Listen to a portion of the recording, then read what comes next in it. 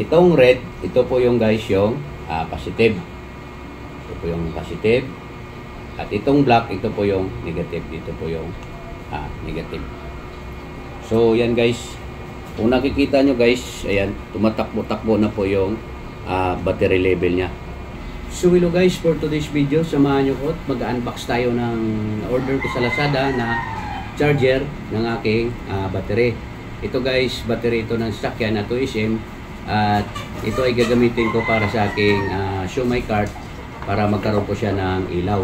So, ito guys, pag nalubat siya, medyo mabigat buhatin at malayo po yung pagkakargahan nito. At ang per charging nito ay 100 pesos. So, para makatipid guys, nag-isip ako na mag-order na lang ako nitong charger ng battery.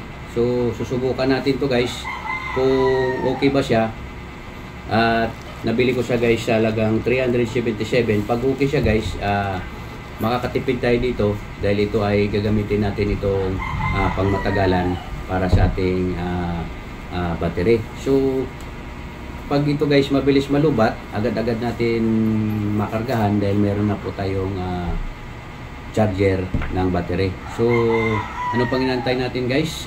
Subukan natin, titesting natin, re-review natin kung maganda ba yung na-order natin sa Lazada. So, let's go. So, yun guys, tanggalan ko siya ng plastic, no? At ito na po yung box niya. So, bubuksan natin sa loob guys kung ano mga nakalagay.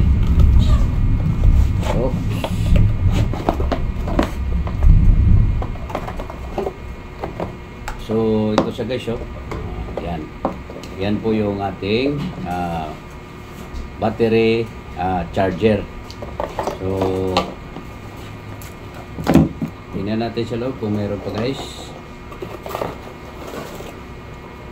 At mayroon po siyang user manual guys. So, yun lang naman guys yung mga nakalagay doon sa loob. Itong user manual niya guys, iba't ibang lingwahe. May English at may mga Spanish. So, hindi natin ito sa-assign guys. So, ito yung importante natin na subukan natin guys kung gagana siya. So, meron pa siya guys na clamp, red tsaka black.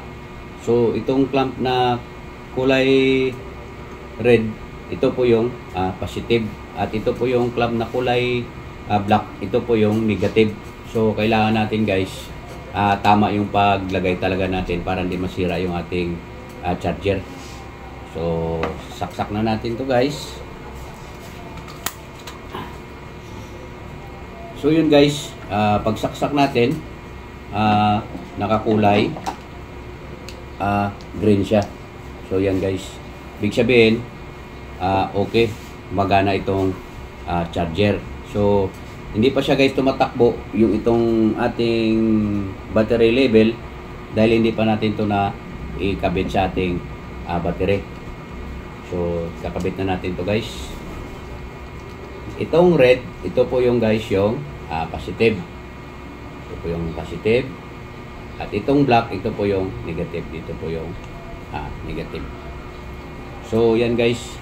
Kung nakikita nyo guys, ayan, tumatakbo-takbo na po yung battery level niya. So, yan guys. Ayan. Okay siya guys.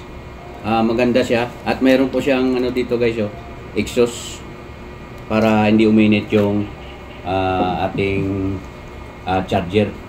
So, maganda siya guys. At magaan at maliit lang siya.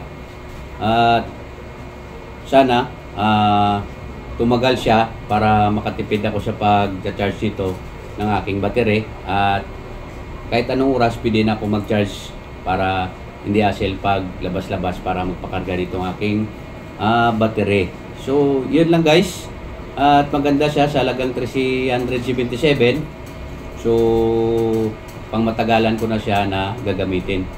So, yun lang guys. At kung mayroon po akong naibigay sa inyo na unting tips, huwag kalimutan i-like or i-share ang aking video para maraming makapanood sa ating video para maka-order din sila ng ganitong charger para sa kanilang battery kung saan man nila gagamitin. So, yun lang guys at magpapaalam na ako sa inyo. Salamat po.